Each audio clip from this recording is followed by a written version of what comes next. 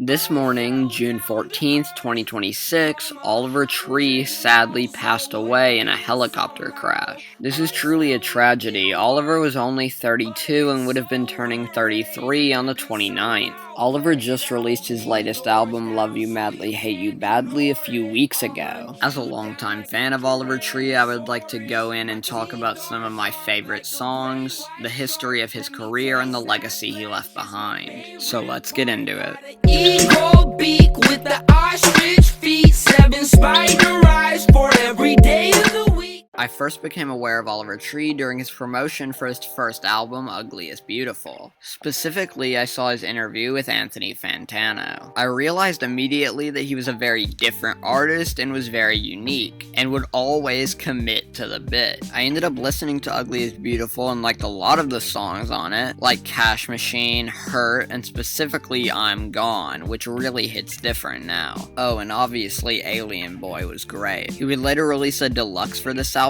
called Shorter, Thicker, and Uglier, which contained the hit song Life Goes On. And this was at the end of 2021, and I remember the song really popped off on TikTok. But this album would end up being the end for the Turbo character, as he called it, as in 2022 he released Cowboys Don't Cry, which led up to his next album, Cowboy Tears. This album was really weird. It was like his already normal Oliver Tree mixed with like country music, and it was very odd, although I'd be lying if I said I didn't like it, since there were plenty of songs in the album that I ended up enjoying. Songs like Suitcase Full of Cash, Cigarettes, Balloon Boy, all good tracks. He would later release the deluxe, which I remember being really hyped for, but I ended up having heard a lot of the songs already, since a lot of them ended up leaking in Discord servers before that. Despite that, they were still good songs. Songs like Crash Test Dummy and Oxymoron are great. After this, he would end up dropping Miss You, which was a remix of the song Jerk from Ugly is Beautiful. But this remix randomly popped off